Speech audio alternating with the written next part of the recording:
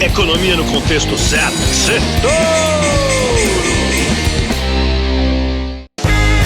Boa noite, Brasil, ouvintes da Jovem Pan. Bem-vindos a mais um Sextouro, resumo da semana econômica no contexto certo. E essa semana foi muito triste para os nossos irmãos gaúchos. Aliás, continuem ajudando as famílias do Rio Grande do Sul. Eles precisam de toda a ajuda possível, sem contar que agora vai chegar o frio, meu Deus. Que tragédia. Essa tragédia histórica, além do desastre humano, também teve consequências no mercado financeiro. As empresas listadas na Bolsa com produção por lá sofreram com a paralisação das atividades. O mercado se preocupou com a alta da inflação, ao ver as enchentes destruindo parte das plantações de soja, milho, arroz, além de gado, maquinário sendo levado e a logística muito comprometida. Fora os gastos públicos maiores. Aliás, é exatamente para essas emergências que é bom ter superávit nas contas, não é mesmo? Mas os receios não são com as despesas para reconstruir o Estado. É óbvio que todo mundo quer que isso seja feito, todo mundo quer que o dinheiro vá para os gaúchos. O medo dos investidores é com os jabutis que podem vir dentro dos pacotes de ajuda. O Copom também assustou os investidores e fez a bolsa cair, enquanto o mundo inteiro batia recordes. Bancos centrais de países desenvolvidos como Suécia e Suíça começaram seu ciclo de corte de juros. Dados mistos e falas antagônicas de diretores do Banco Central dos Estados Unidos deixaram o mercado com um pé atrás sobre o rumo da taxa de juros por lá. O governo chegou a um acordo com o Congresso e a partir do ano que vem acaba a desoneração da folha para 17 setores de atividade. O Supremo, o STF, formou maioria para banir indicação de políticos e autoridades do governo para o comando das estatais. Na semana, o Ibovespa caiu 0,7% e fechou aos 127.600 pontos, enquanto o dólar subiu 1,5% e fechou valendo R$ 5,15. Vamos para os pontos que eu separei para o nosso Sextouro de hoje. Copom dividido. A decisão apertada do Copom sobre o rumo dos juros no Brasil, com um placar de 5-4, desagradou o mercado financeiro.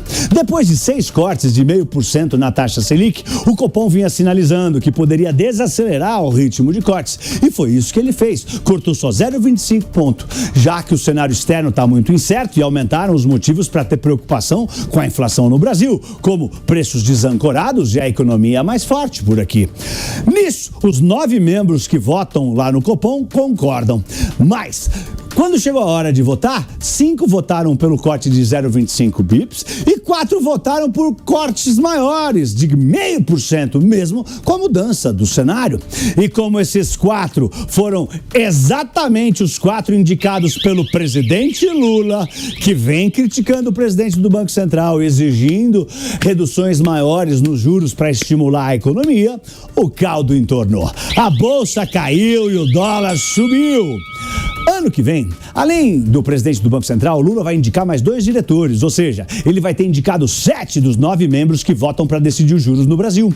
A preocupação é que os novos diretores possam ser mais tolerantes em relação à inflação. O medo é que os interesses políticos se sobreponham à análise técnica e isso assusta os investidores, que têm arrepios só de lembrar da ex-presidente Dilma Rousseff. Em 2011, o então presidente do Banco Central, Alexandre Tombini, promoveu uma redução artificial da Selic, resultando numa disparada da inflação e numa forte recessão. Mas não vamos tirar conclusões antecipadas. A ata, que vai sair terça-feira, pode esclarecer que os 4 membros só querem acelerar as reduções para que o ciclo de cortes de juros acabe logo. O ministro da Fazenda, Fernando Haddad, tentou acalmar o mercado e disse que acha que as diferenças ocorreram no campo técnico. Abre aspas. Não tem uma bancada bolsonarista e uma bancada lulista no Banco Central. Fecha aspas. Para o ministro, o futuro presidente do Banco Central não vai ser leniente com a inflação. Segundo ponto, desoneração da folha cai a partir de 2025. O governo e o Congresso anunciaram ontem um acordo sobre a desoneração da folha de pagamento dos 17 setores da economia. A partir de 2025, as empresas voltarão a contribuir com a Previdência, um imposto de 5% sobre o total da remuneração dos funcionários. A alíquota vai crescer gradualmente até chegar em 20% em 2028. Hoje, A regra permite que empresas de 17 segmentos substituam esse pagamento por uma alíquota sobre a receita bruta, que varia de 1 a 4,5%, dependendo do setor ou do serviço prestado. Dessa forma, as empresas deixam de ser tributadas sobre a receita bruta e voltam a pagar sobre os salários. Vai funcionar da seguinte forma: em 2024, totalmente desonerado. Em 2025, vão pagar 5% de imposto sobre o total dos salários. 2026, 10% de imposto. 27, 15%. 28, 20%. O setor produtivo vem criticando a volta da tributação da folha de pagamentos, porque os custos vão ser maiores. Já avisaram que pode haver demissões nos setores que têm muita mão de obra e queda na produção. O governo, por sua vez, fez o acordo da reoneração na folha para elevar a arrecadação e ajudar nas metas fiscais. Terceiro ponto: Milei atrai guru dos investimentos. O presidente da Argentina, Javier Milei, caiu nas graças de um dos investidores mais admirados do mundo, reconhecido por ter sido o principal gestor de um fundo do George Soros, né? Ele se chama Mr. Stanley Druckenmiller. Ele disse numa entrevista da CNBC que está investindo em ações de empresas argentinas por causa do Javier Milei.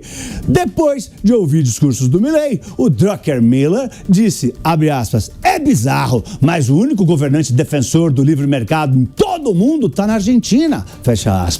Para escolher as ações, ele usou uma ferramenta de inteligência artificial.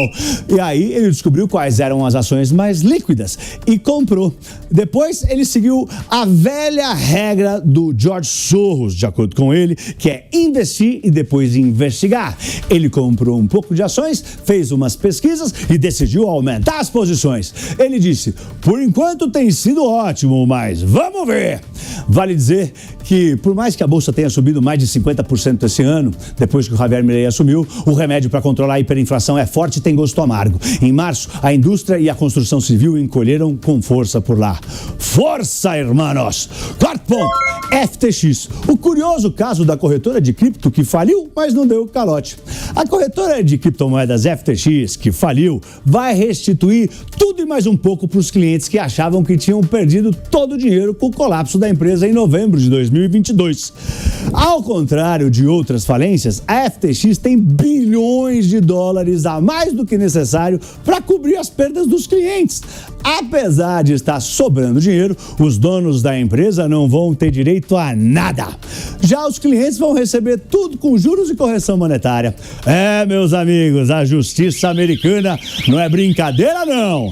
São mais de 2 milhões de investidores. Dependendo do tipo de crédito que eles tiverem lá com a FTX, alguns credores vão recuperar até 142% da dívida. Inacreditável. Mas a grande maioria dos clientes vai receber quase 120% do que tinha na plataforma FTX no dia que a empresa entrou em falência. Quinto ponto, Rio Grande do Sul e os receios dos jabutis. A tragédia do Rio Grande do Sul aumentou as preocupações fiscais. É óbvio que os investidores não estão preocupados com o que precisa ser gasto para reerguer o Estado. Aos irmãos gaúchos, enviem todo o dinheiro que seja necessário. É uma tragédia gigante, eles têm que ser ajudados.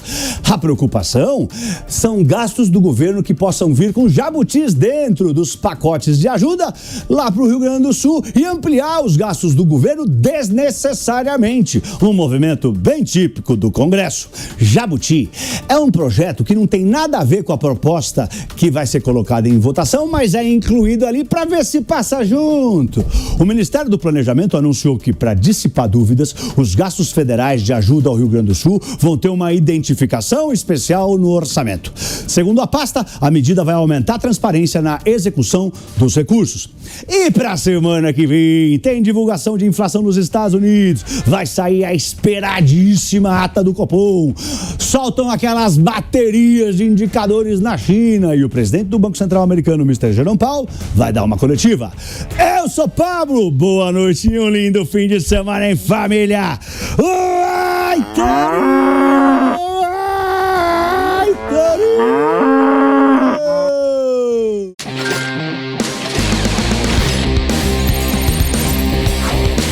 Economia no contexto certo. Certo!